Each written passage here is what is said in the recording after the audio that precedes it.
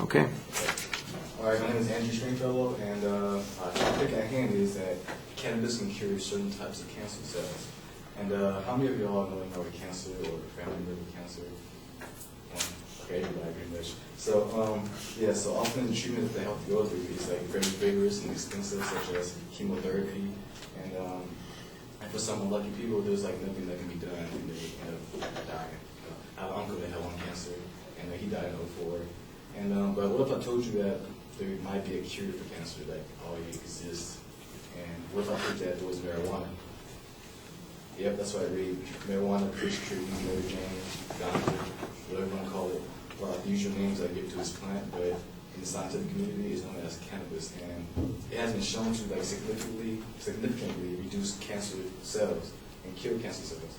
And according to a study conducted by Dr. Anju Prit, something like that, Prit, who is a researcher at Harvard University, the study that they conducted that showed that the active ingredient in marijuana cuts tumor growth and common lung cancer in half and significantly reduces the ability of cancer to spread. So for 3 weeks, they injected mice with THC, and 3 weeks later, the results they got back showed that the cancer shrunk by 50% and 60% in mice with lung cancer. And one might refute, like, just because it works in mice doesn't work in humans, but another study that I came across by a study that conducted in British Spain, and it was published by the American Journal of Clinical Investigation. It showed that when THC is induced into cancer cells that are implanted from brain cells from humans, the cells went through a process called autophagy, which is like it's basically the cells eat the cell, and it like got 100%, 99% reduction in brain tumor growth in mice, which is human cells implanted to a mice cell, so it can work in humans too. And another study performed by Dr. Sean McAllister, who is a researcher at the California Pacific Research Institute, states that he said that the combination therapy of THC, which is the common ingredient in marijuana, it can show a significant improvement in killing cancer cells compared to other remedies such as chemotherapy. And they did say that they took THC, which is an ingredient in marijuana, and CBD, which is called cannabinoid, something like that. And they combined these two ingredients and they injected it into cancer cells, which they took from humans, like lung cancer cells and brain cancer cells, and they put it in mice. And after like about 3 weeks, they saw a significant reduction in cancer tumor growth, and it also protected normal cancer cells. Like the chemotherapy, like it kills cancer cells, but at the same time it kills normal tissue cells. But with this, it kills cancer cells, and at the same time it actually preserves normal cancer cells from normal cells. And yeah, that's about it. Pretty much. And,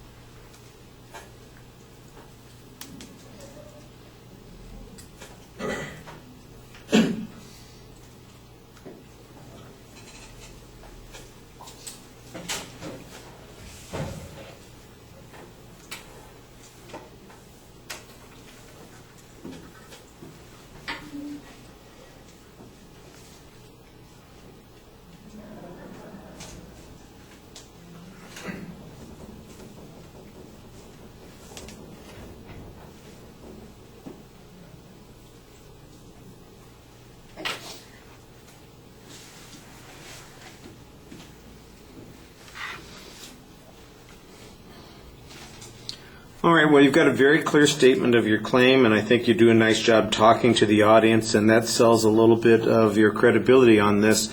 There's not really a structure that's developed here. It all just basically seems to be arguing for a single point, and the proof on the point is 3 pieces of information based on some research that's been done with mice and human cells in those mice. I think that it's an interesting preliminary research on this particular conclusion, but I think it's an awfully big inference to make that based on the research done at mice at the level that you're talking about, that cancer can be cured by the use of cannabis. It may be that THC, for instance, the ingredient that they're talking about, it has some kind of anti-cancer impact, and I think that there's, like you said, those studies seem to suggest that there is some reason for hope. I didn't get any reference to the dates on those particular studies, so if they're all within the last year or two, then it sounds like we're in a pretty preliminary stage. Now, if this is research that's a decade old, for instance, then we would be expecting to see some follow-up studies, primarily using human experience. So you may be, jumping the gun on this one. This is, this is not. It's not that the argument doesn't have any merit to it, but this is one of those questions about the issue of sufficiency.